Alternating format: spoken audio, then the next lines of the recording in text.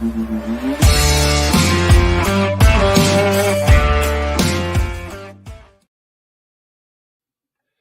Blue Jays fans, and welcome to episode 322 of the Jays from the Couch radio podcast, brought to you by, of course, JaysFromTheCouch.com. We've got a great episode for you this week. We're going to look at some more projections, working our way toward the 2023 season. We've got Bo Bichette, Mitch White, Danny Jansen, and, of course, new guy, Brandon Belts. We'll take a look at all of those. We've got our MLB Minute on rule changes and our ever-popular fake news coming at you. It's a great episode. Thank you for tuning in, whether you're watching live on Facebook, YouTube, or Twitter. We really appreciate it. I'm your host, as always, Shaun Doyle. You can follow me on Twitter at Doyle JFtC. Like I said, we've got a great episode for you, and we're going to get right into it with my first co-host, host of Sunny Side of the Dome, which is actually Tuesday this week, Karen Suter. Good evening, Karen. Good evening, Shaun.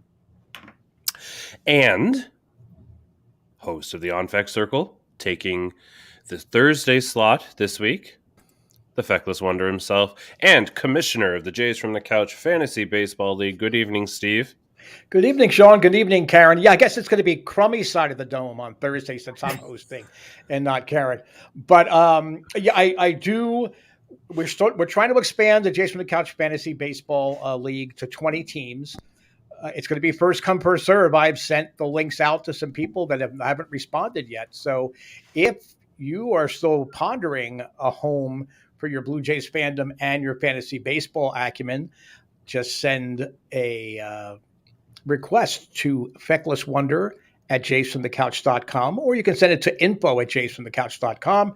We'll send the link out there to you. It'll be 20 teams, 10 categories for pitching, 10 categories for hitting.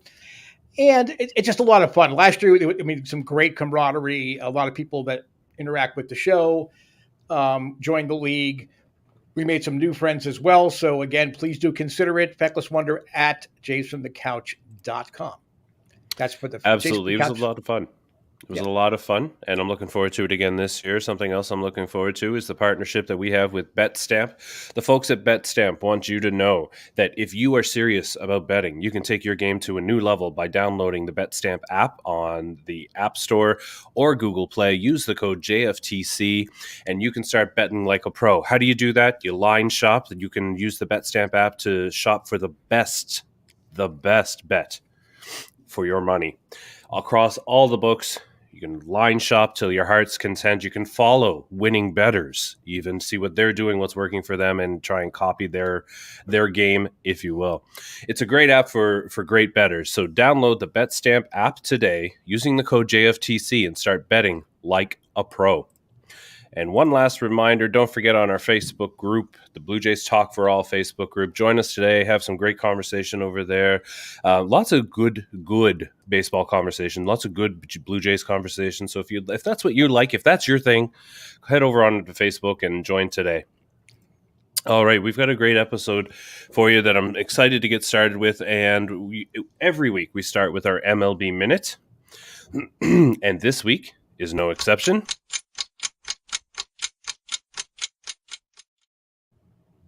If you're new, the MLB Minute works thusly. Each week we choose a topic that's going on around Major League Baseball, and each of us takes 1 minute, hence MLB Minute. 1 minute to share our thoughts, feelings, wishes, desires, etc. on said topic. And then the timer will go off from my phone. The timer will go off, indicating that your 1 minute has expired. Yeah, please take note of that, people on YouTube. Yes, on our YouTube channel. Yes, that's why the phone is on. That's why the alarm goes off. That's right. It's all part of the show, folks.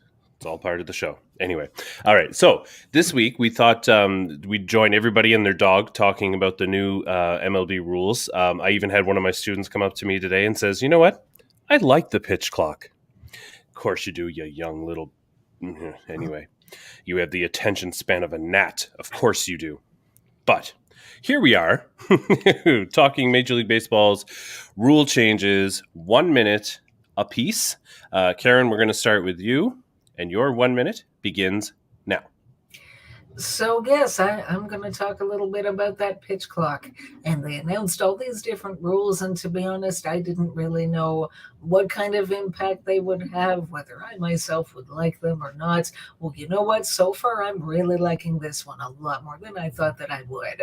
I myself, I've been a baseball fan for decades, and I'm kind of used to the pace of it.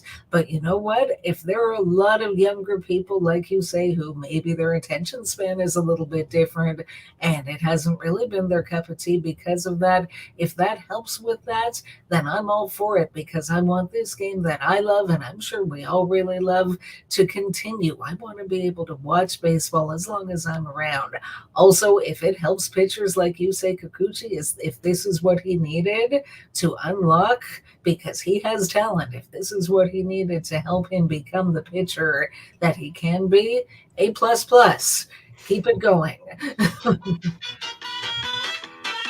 Karen, your timing was about perfect. Hit the post, absolutely. All The only right. thing, the only thing missing was on Saturday. yeah. The only thing missing was time and weather, and it was a perfect radio setup. That was awesome. All right, Steve, your 1 minute begins now. Well, I actually brought along a little prop for my MLB minute because a lot of you are whining about all these rules changes. It's really not that big of a deal. There are lots of rule changes every year. Every year, everybody gets all worked up about it, and it turns out fine. Okay, some of them are stupid, like the base runner on second base in extra innings. That's going to be the stupidest thing to ever happen to baseball, other than appointing Rob Manfred commissioner. But everybody just has to relax. Okay, it'll work itself up. The pitch clock, the larger bases, they're all going to work out just fine. And even the players, 80% of the players have already used the pitch clock and already had larger bases. So it's only the veteran dinosaur players that I remember growing up playing that they're going to have an issue with this.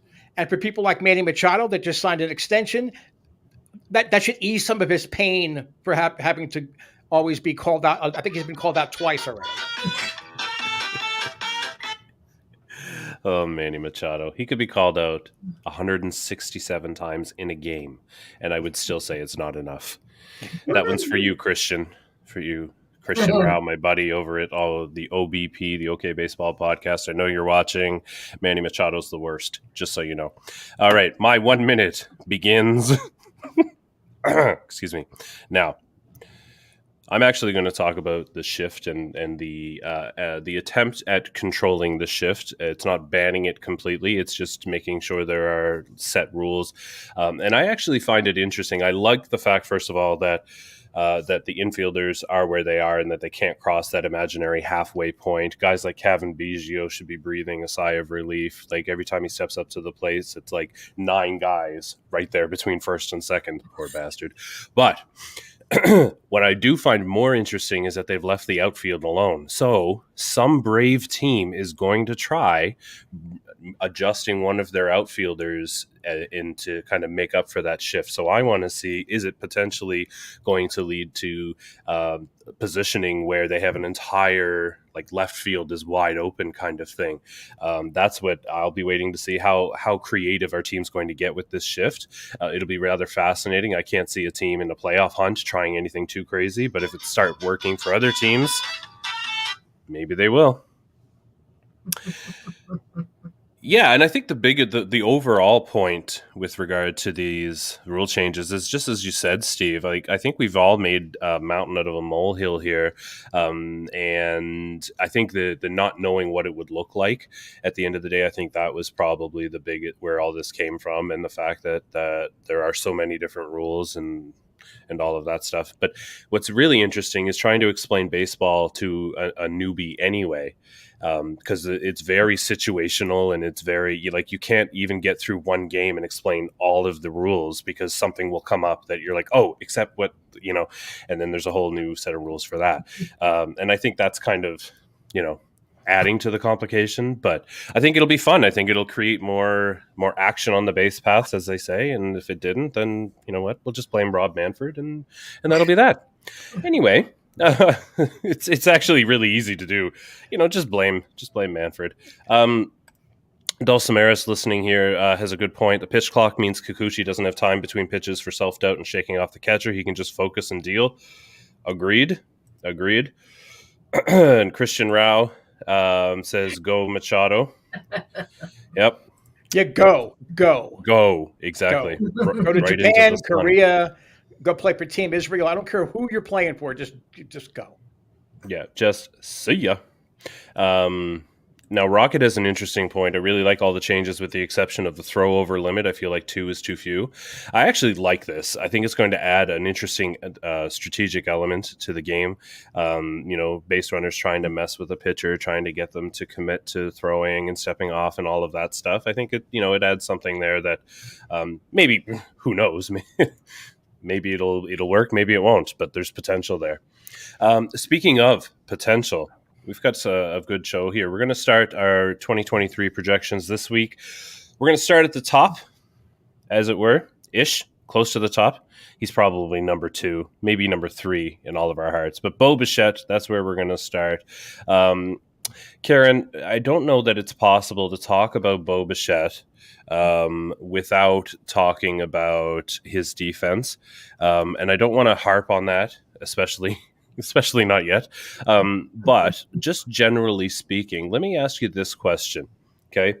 Contract issue aside, defense aside, all of it, is Bo Bichette an elite shortstop in Major League Baseball? When you look at all that he brings to the table, yeah, I mean, I don't know that he is today, but he definitely has that kind of talent. And he can make that leap. And maybe 2023 is the year that he makes that leap. I mean, for him, being an elite shortstop mostly comes from the bats. But he's one of the better hitters in Major League Baseball. And with the different changes that they've made and different guys that they've brought in, they've got, what do they have at last count, 4 different hitting coaches now. They'll find someone to unlock the best that each of these guys can do.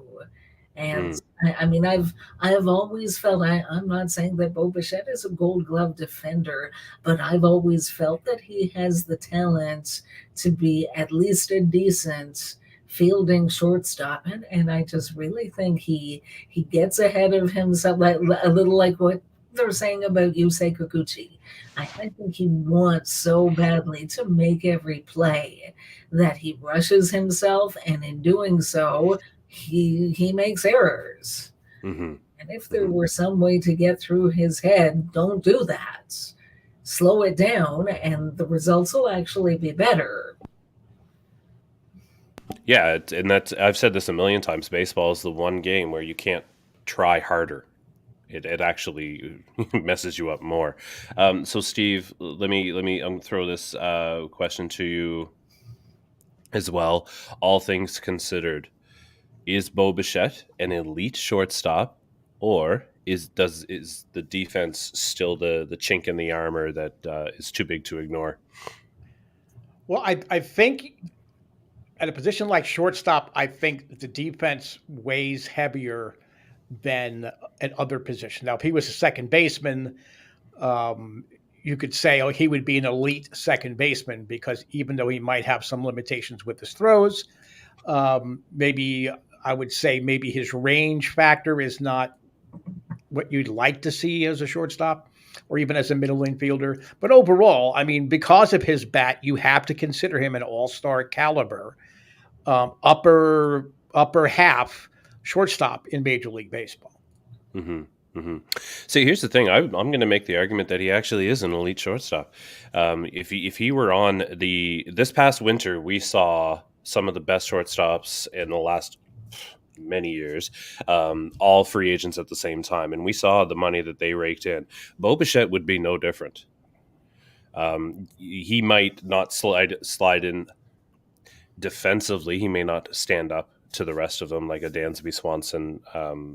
but he's also a far better hitter than Dansby Swanson. So, I mean, those things do balance out. But you're right, Steve. I think the fact that it's the fact that he's at the shortstop position, the position he's in, just has higher expectations for his glove. But that doesn't mean, though, that glove, as Karen said, that he's not like past his prime where he's not going to be able to make some adjustments and things like that. And maybe, things like bigger bases and all of that stuff, maybe those throws that he thought were close last year, maybe he says, you know what, there's no chance now. And maybe that's something that he holds on to the ball a few more times instead of trying to beat that runner to first base and saving. Maybe he'll save Vladdy's groin this year. Who knows? Well, that remains to be seen. But last season, 24 home runs, only 13 stolen bases, and that's where I want to start with, Karen, when we look at his projections for 2023. Under 20 all around, the projections for stolen bases. Given everything, given the fact, Karen, that Bo Bichette himself has said, I was going to try and steal more bases this year anyway. So those projections are a little light, are they not? Yeah. Yeah, I mean, even last year when they replaced Charlie Montoya with John Schneider, we already saw a little bit more of an aggressive brand of baseball, including on the bases. So, yeah, I can say more than that.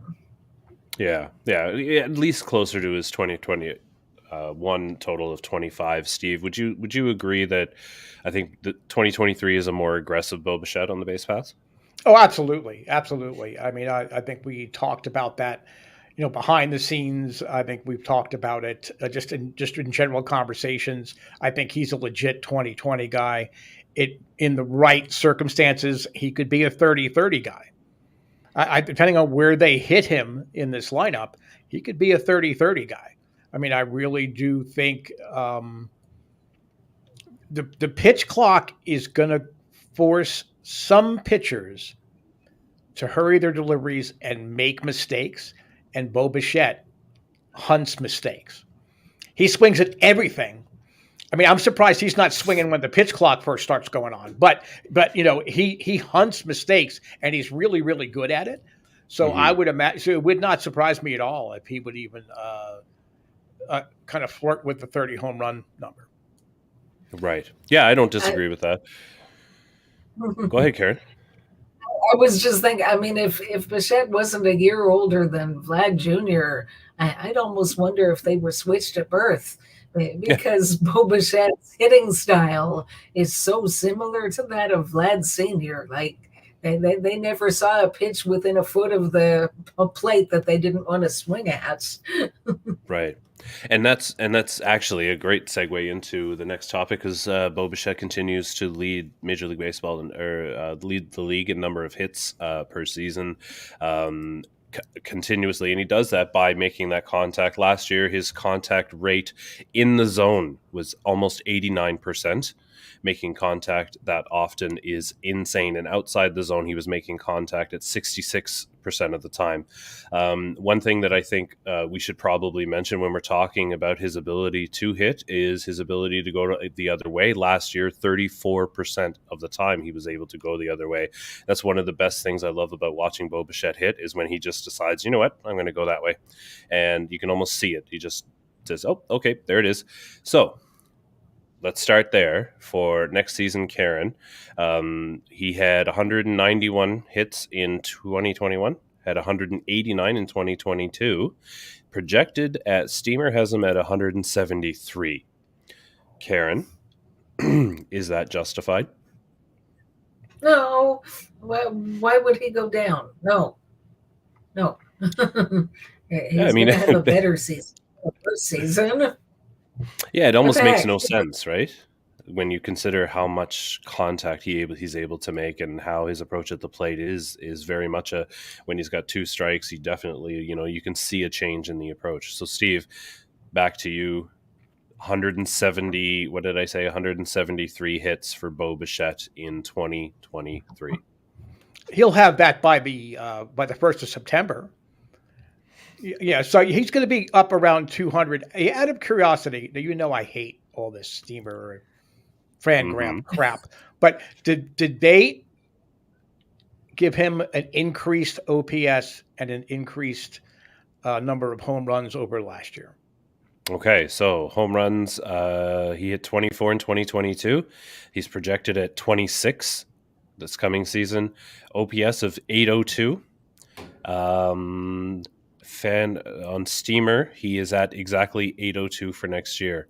All of the other projections have him below 800. Well, then I don't understand why they would project a drop in hits if they're saying he's going to, if they're saying he's sacrificing power for average to a certain degree. Okay, it's still stupid, but I mean, I could at least understand the line of thinking there.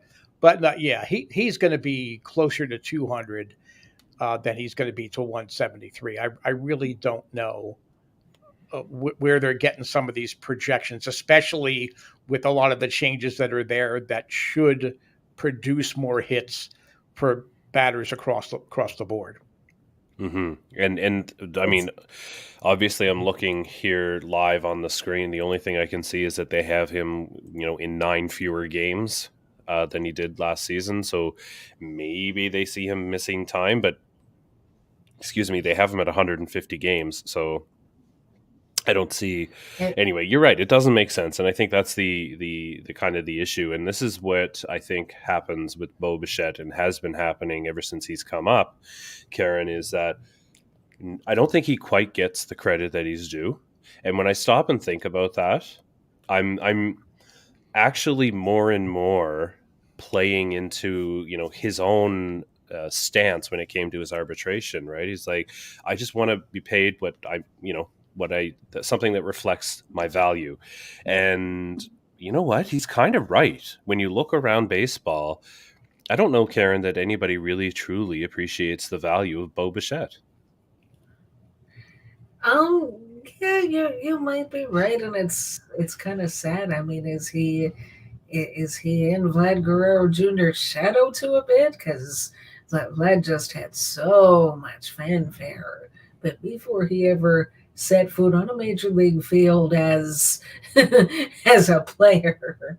But yeah, I mean, you hear some of these numbers, and honest to God, that's why I tell you I don't pay a lot of attention to projections. Where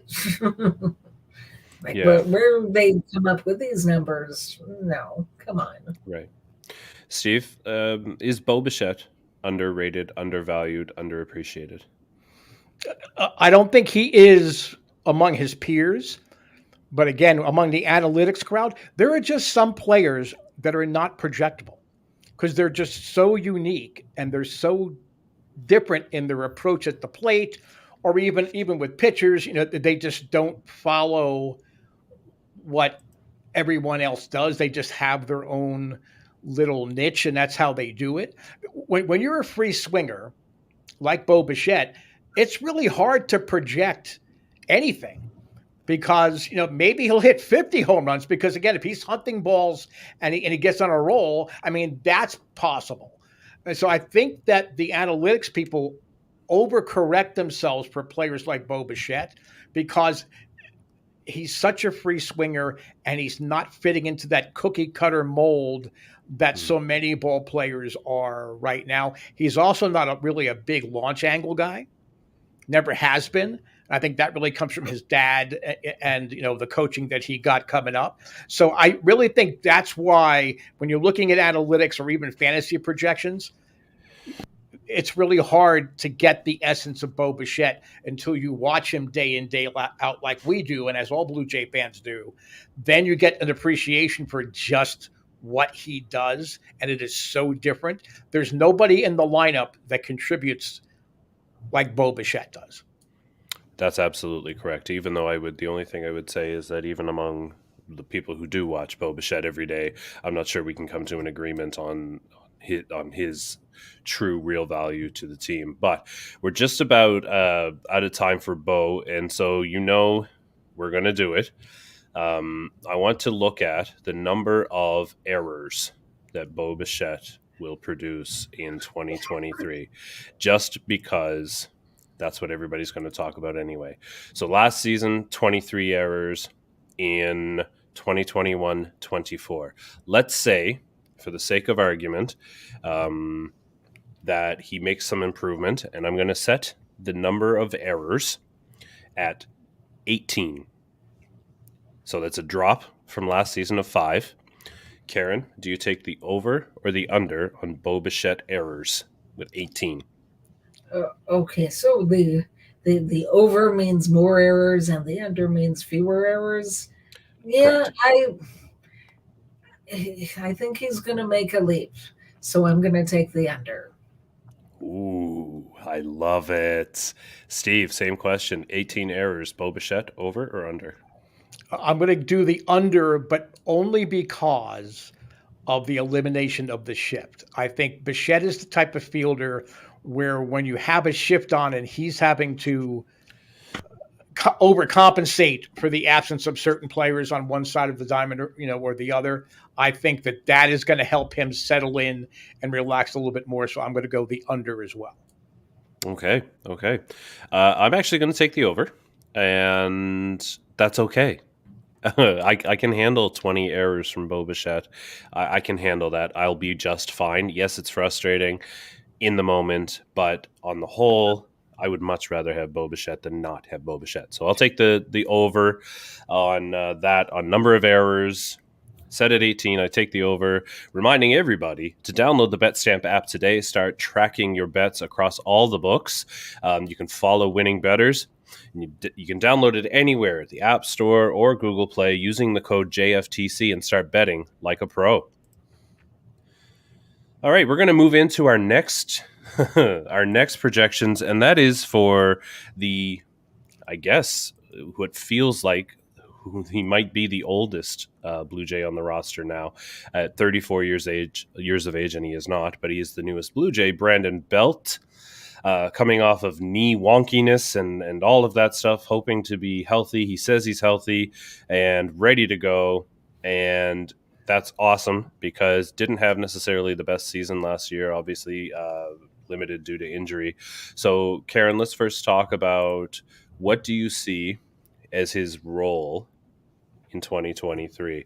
Is it just DH, or is it really just fill in when Vladdy's not on first base? I mean, in his introductory press conference, he said that the Blue Jays told him that he would be spending a good bit of time at DH, but that there could be times when he would fill in for Vlad at first base when he needs a day off of there or whatever. So yeah, I can see that being around 80% DH, 80 to 85% DH, and maybe 15% backup first baseman. Yeah. Steve, a couple of things for you.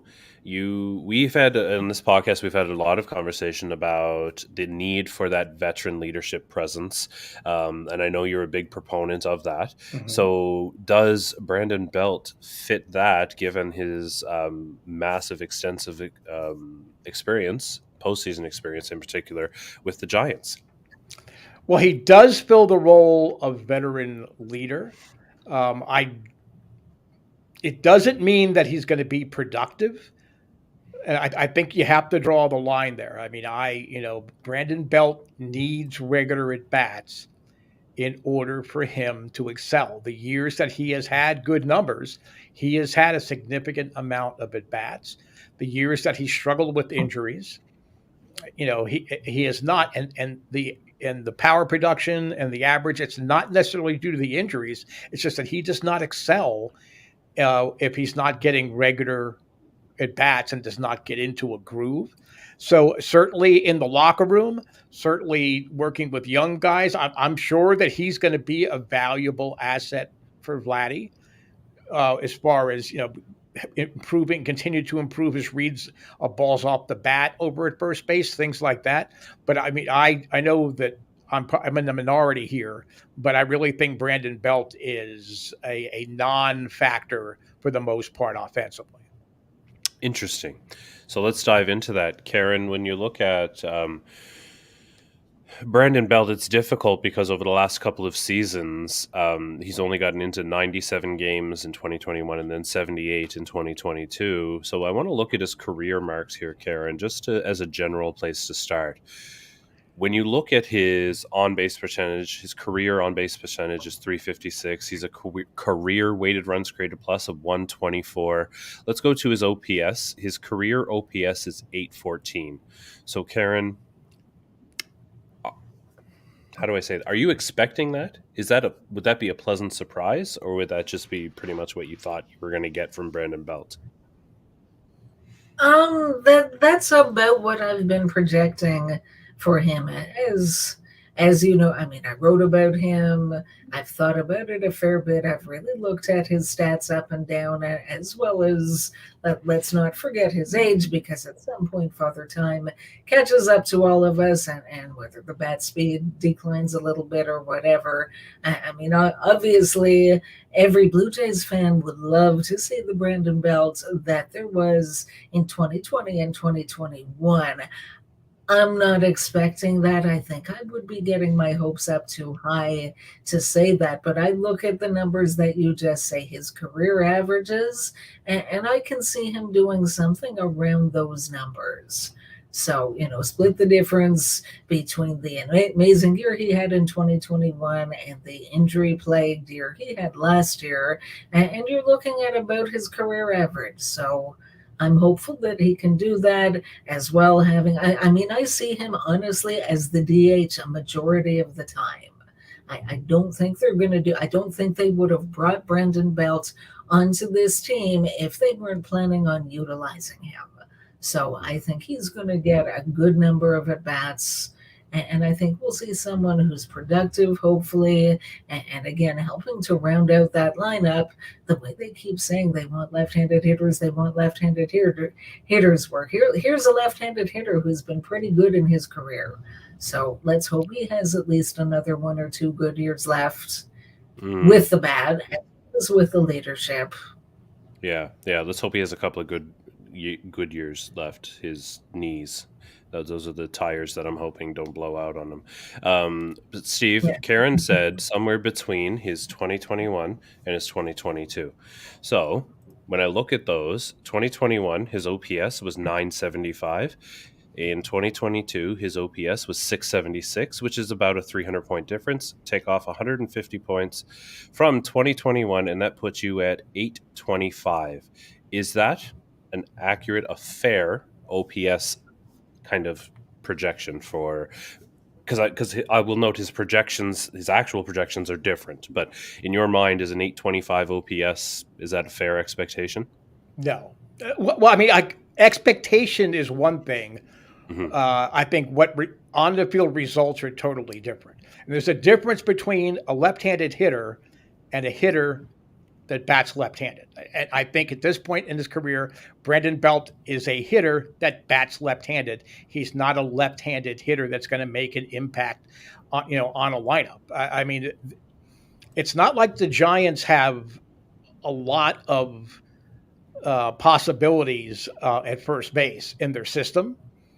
Certainly the guys they have down there have not really done well when they came up to the majors.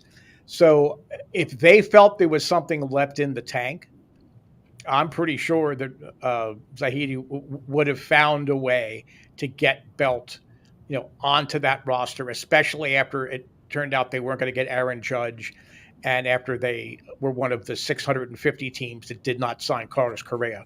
So I would think that. Again, I'm not as big on strict analytics, but there are guys that apply that information without going too crazy. And I think Zahidi and his staff do that in San Francisco. So that, to me, was another indication that Brandon Belt was going to be an overpriced addition, and he's not going to produce to that salary. All right. So that leads us to then the ultimate question. We're going to go to the over and under. Last season, Brandon Belt put up 0.0 wins above replacement, 3.4 in 2021. He's projected Steamer has him at 0.6 wins above replacement. Karen, do you take the over or the under on his wins above replacement? Over. Like, come on. Okay. These projections. Yeah, The I feckless know why they're wonder. called steamer. They get people steamed up. Well done. Well done. All right, Steve, do you take the over or the under on 0.6 wins above replacement? You can't take a push on this, I guess. I think that's a pretty fair projection of his WAR. I'm going to go under just because I'm a jerk. So I'm going to go under on it because I really don't. I am just not sold. This is just the wrong Mm-hmm. fit. Right. So I'm actually gonna take the over, and I'm doing so because his offense will be fine. It's got positive value there when he's used. That's not, but they have his defense is questionable, and I don't think he'll play that much defense for it to be that much of a factor. So that for that reason alone, the defensive numbers are hurting that F WAR. So I'm going to go ahead and take the over on that. And I'm also going to go ahead and remind everybody that the BetStamp app allows you to line shop for the best place and the best price to put your money down. And you can follow winning bettors, see what they're doing, increase your game, all by downloading the BetStamp app at the App Store or Google Play and use the code JFTC when you do, and you can start betting like a pro.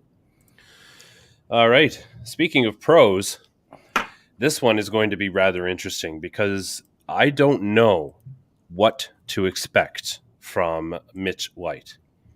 And I know that actually probably more so than a lot of pitchers on this roster, he comes with the most kind of polarizing discussion that we've had behind the scenes at Jays from the Couch, whether he's a starter, whether he isn't a starter. So let's start there. Karen, I know that his shoulder was a bit of a nuisance at the beginning of the spring, and everything is supposed to be fine.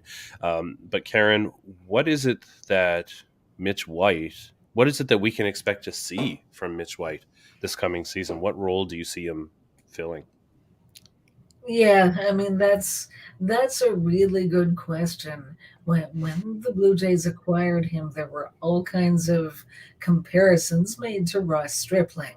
They both came from the Dodgers. They both played the swing role, so they've been in the rotation when needed. Other than that, they've been a long man out of the bullpen, and up until the end of last season, White had options. So if they needed him to go down to AAA, they could do that too.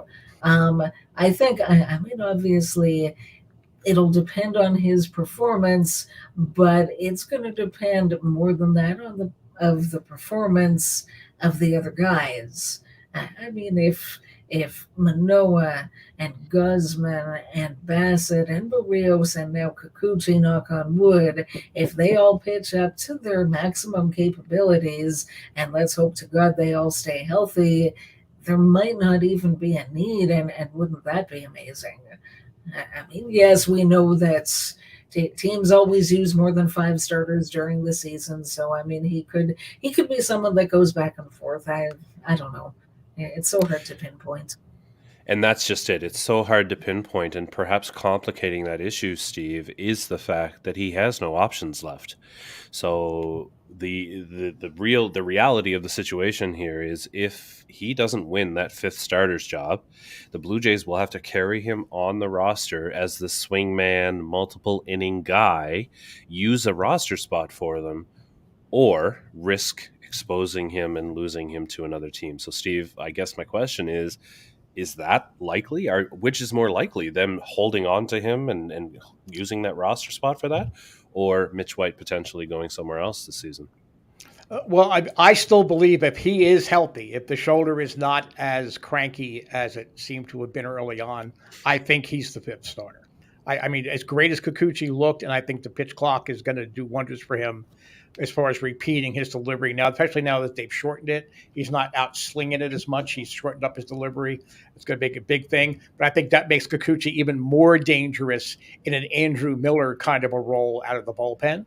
So I really think highly of Mitch White. I really went back, watched a lot of video when he came over of him in the minors.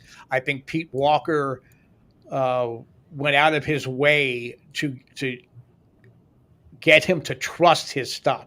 I think that he was afraid, uh, as a lot of young pitchers that come up with the Dodgers are, because the Dodgers have such high expectations, they're afraid to make mistakes. I think that Pete Walker, especially, there was that little stretch. Was it in September, or was it the end of August that really White was just working in the bullpen the whole time with Pete Walker? I can't remember exactly the timeline of that, but I think that he is going to get him to trust his stuff. I know there was some talk about Eric Swanson not trusting his slider against lefties, and other pitches against certain things. I think that Pete Walker is going to say, "This is your stuff. Use it." Okay. If you get hit, you get hit. But if you show them you have it and you're not afraid of it, I think over time that makes Mitch White a consistent, dependable fifth starter. If he does not win that spot, I don't see the Jays holding on to him. I think they would risk trying to run him through waivers. I don't see him getting through waivers, but I would imagine that the Jays don't have that luxury with him. So I think it's his job to lose if they're smart. But then again, we know who the GM is. So we can't use the word smart and front office, at least when it comes to Mr. Atkins.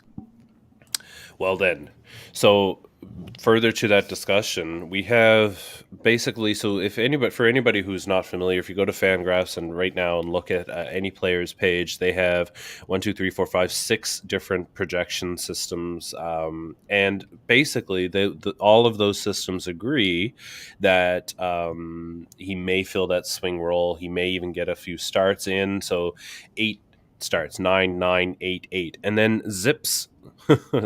They have him at 17 starts. So, in my mind, if it's the 17 or the 8, I gotta believe the 17 is because he's been claimed off of waivers or something. But Karen, let me ask you, which of those seem reasonable, or does any of it seem reasonable for the number of starts that Mitch White sees next season? Yeah, I mean, I disagree with Steve again. They gave up. Who did they give up? They gave up a hard throwing pitching prospect, and his name escapes me. But I mean, this is somebody that hit 100 at times, and I don't think that they give him up without intending to utilize Mitch White. I don't see them putting him on waivers because let's face it, I mean, do you go the whole year without a long man in the bullpen? And if the answer to that is no, assuming that it's Kikuchi in your bullpen, who do they have in their organization that is going to be a better long man? Like I don't see anybody who's particularly reliable in that way. I think 17 is a little too high to me. I look at 17 and think, oh God, who went on the injured list and how long did they have to stay there? Another thing to consider, and Steve, I believe you don't like this idea at all, but it's out there, and people who know more about this than I do have continued to say that it might not. Don't say it. I didn't come on this podcast to not say stuff. No, just don't say this. That's all. You can say anything else you want. Just don't say this. You know what I'm going to say, though. Yeah, there are people who think that Ricky Tiedemann might not be too long for the minors, whether that's the right decision or not. But the possibility of Mitch White being the next man up, if and when they need someone to fill the rotation spots, that might not be the case depending on how he does. So, yeah, I see him more as a long man out of the bullpen, and he might get a few starts here and there, but it's not going to hit double digits, knock on wood. All right, Steve, same question. 8 starts or 17 starts, which is more realistic for Mitch White? I think it's 17 starts. And I have a lot of belief. I like his stuff. I think his pitch selection was maybe questionable. Having Jansen there, having John Schneider and Pete Walker, instilling some confidence and having him trust his stuff, I think that's going to let him fill in that slot. The reason, just to go double back a little bit, the reason I think that he would be placed on waivers is I think that the long man is going to be Nate Pearson. I mean, he should pitch short relief, but until he shows he has command, he's going to have to prove it pitching long relief. So I think your long reliever is there, and if the team is going to make a decision on who their long reliever swing starter might be, whether it's Nate Pearson or Mitch White is the disposable one. I know they gave up a prospect for him, but again, he's still a prospect and he has not pitched in the majors yet. So I would think that they would run the risk, and then ideally, if other teams have number issues with their pitching staff, he sneaks through waivers, and then they can stick him down in Buffalo so they can bring him up if he needs to fill in. Right, and just to refresh everybody's memory, Mitch White and Alex DeJesus were acquired from the Dodgers in exchange for Nick Frasso and Moises Brito. Right. Frasso, that's who I was thinking of. Yep. Yeah. Okay, so let's move in quickly to wrap this all up. We've got an interesting little projection here, given that we're not really clear on what role Mitch White would serve. 77 innings pitched next season. Karen, do you take the over or the under on that projection? Maybe the over, but not by a lot. If he makes a half a dozen starts and manages to go 5 innings in each one, then that's 30 innings right there, and then there's the rest of his season. So maybe over by a bit. Okay. And Steve, 77 innings, over or under? Oh, over. Absolutely over. Again, based on what I think his usage is going to be, absolutely over. Yeah. I'm actually going to take the over, but it's because I don't think he'll be playing for the Blue Jays much longer, unfortunately. No. I think he's going to find himself the odd man out, and then somebody will snatch him up, and then they'll try him as a starter like everybody does. You got to try that starter. Anyway, there it is. I'm going to also remind everybody to try the BetStamp app. You can try line shopping, where you can go across multiple books and find the best place to place your bet, and you can follow winning bettors to see what they're doing right, what they're doing wrong, and you can follow suit. Obviously, don't do what they're doing wrong. That makes no sense. But download the BetStamp app today at the App Store or Google Play using the code JFTC and start betting like a pro. All right, we've got one more to do here, and that is Mr. Danny Jansen. I am so happy that Danny Jansen looks like he has found himself at the plate finally. And I say finally, like I would have figured it out my first time at the plate or something. No. Quite the opposite, in fact. However, here we are, Danny Jansen, 1, 2, 3, 4, 5, entering his 6th major league season, and ready, looking like he's finally his bat has come around at the big league level. So Karen, we're gonna start just very quickly at looking at some numbers here. Danny Jansen has started to turn things around at the plate, and we're seeing that show up in the 15 home runs that he hit last year. So Karen, Steamer has him at 20. Do you think Danny Jansen hits 20 home runs in 2023? Yeah, I could say that. Yeah. It's funny because he missed some time last year, and Alejandro Kirk early on was the catcher, sharing time with Zach Collins and Tyler Heineman and whoever the heck else they had there. But when Danny Jansen came back, even though it's a relatively small sample size, his offensive numbers were better than Alejandro Kirk's, and Alejandro Kirk won the Silver Slugger at catcher. So they've got a pretty good catching tandem there. Yeah. No, I agree. I agree with that. And Steve, Danny Jansen almost, when he came back, kind of looks like a different hitter. He looks different at the plate. And I don't necessarily mean he's changed his swing or anything like that. I just mean he looks more confident, more aggressive. So 20 home runs, Steve. Can you see Dan Jan popping 20? The only reason I'm going to say no here is because of what will soon be known as the failed Brandon Belt experiment. If he's going to get a bunch of time at DH, that's going to cut into how many at bats Danny Jansen gets, because Alejandro Kirk simply needs to get as many at bats as you want that bat in the lineup the best you can.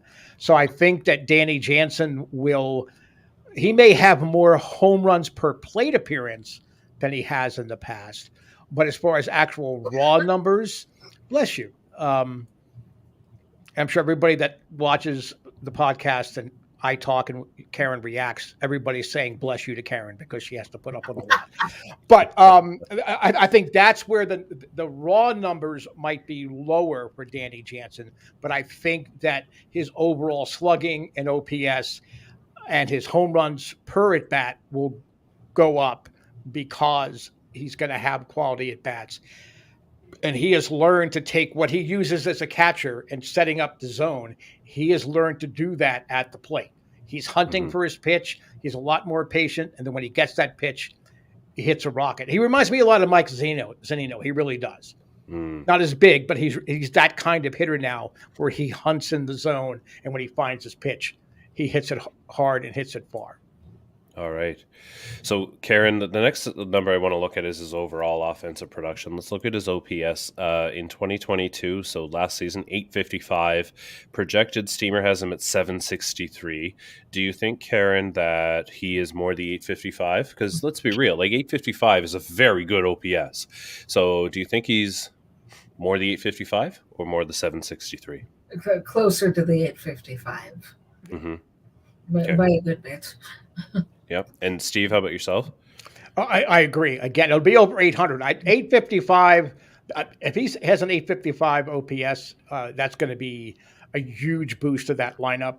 But again, we all know what also steams, and so it's steamer, and there's something else that also steams. And most of these projections are more like the latter than the former. Oh, fair enough. All right, then let's get to it, because I think a lot of these numbers, the talking about what numbers we're going to see from Danny Jansen, I think a lot has to do with the actual number of plate appearances that he's going to see.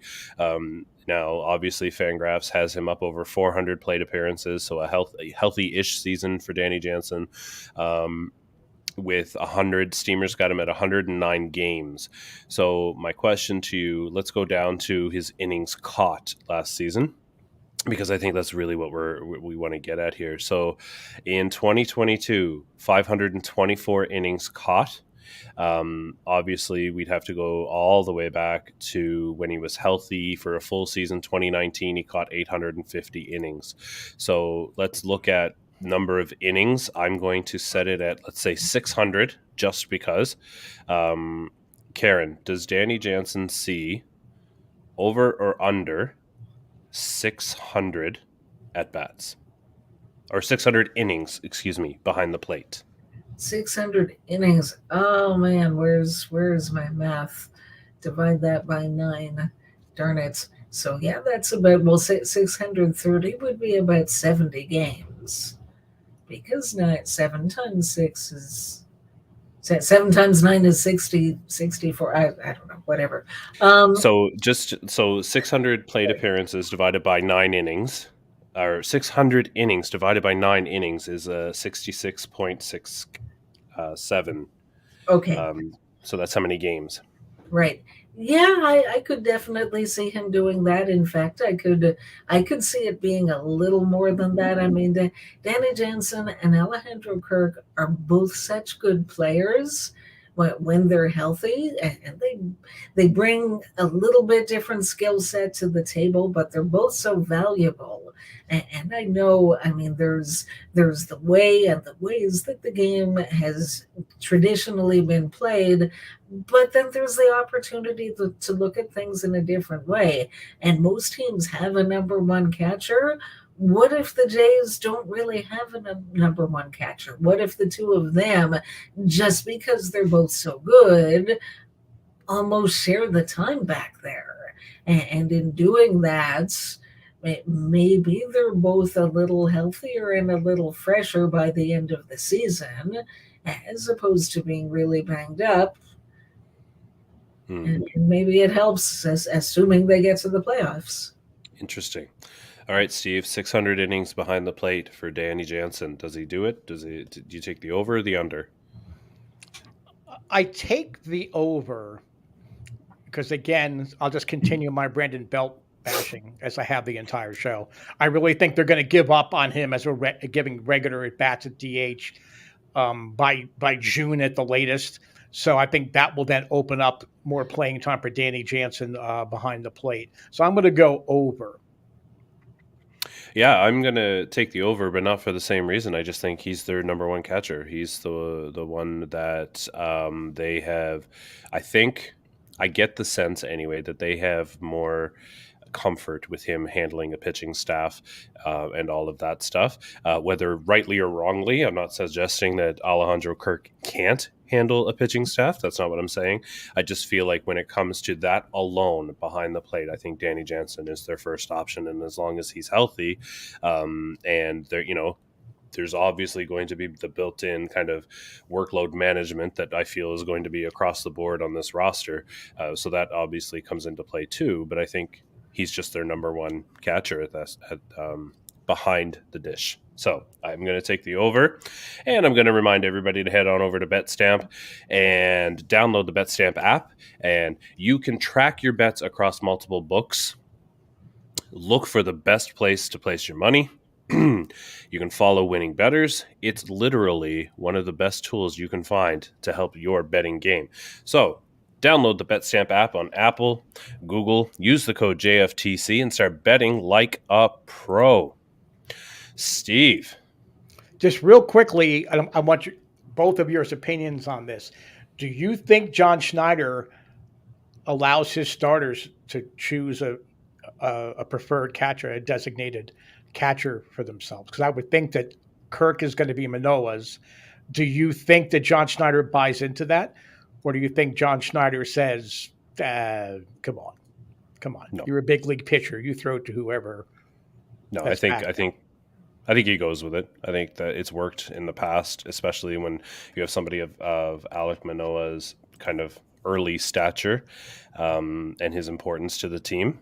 I think they go with it, especially early on. How about you, Karen? Yeah, I think for the most part, we normally see Manoah with Kirk and that sort of thing. And yeah, I mean, if Ryu ever comes back, he'll be with Jansen. Big if. So, yeah. Right.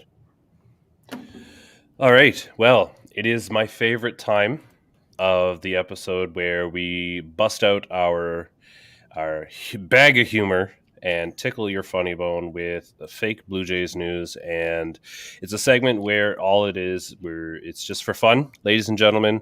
None of it's real. Everything's made up and the points don't matter. It's just fake Blue Jays news, and I can't wait. So, without further ado, Jays from the Couch proudly presents fake Blue Jays news. Karen, over to you. Conspicuous by his absence so far at spring training has been 2022 All-Star catcher Alejandro Kirk. Kirk, who is a Mexican native, has so far remained back in Mexico with his significant other because she is expecting the couple's first baby any minute now. Kirk was also slated to play catcher for Mexico in the World Baseball Classic. Unfortunately, the more time has gone on and he's missed time at camp, and there came a point where he simply couldn't do both, and Alejandro Kirk has pulled out of the World Baseball Classic. When that news broke, Reports came in that Ross Atkins was heard muttering under his breath, well, if he had pulled out 9 months ago, he probably wouldn't be in this situation.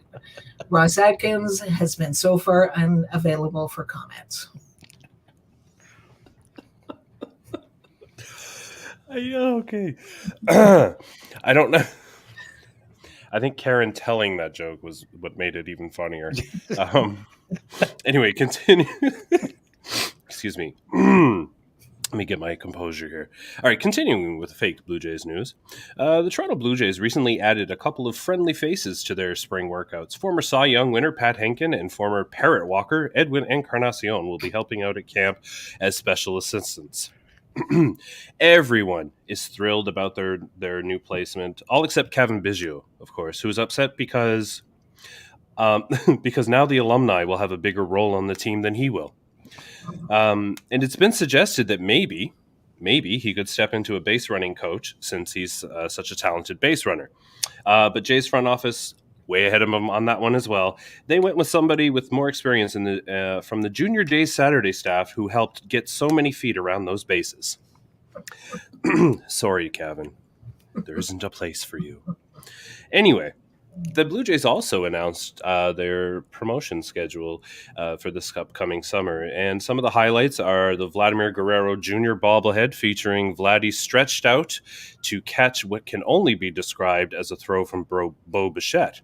What's interesting about this story is that once the promotional schedule was drafted and handed out and all of that stuff, it caused quite a stink. And in fact, it's what caused the delay in the Bo Bichette arbitration hearing.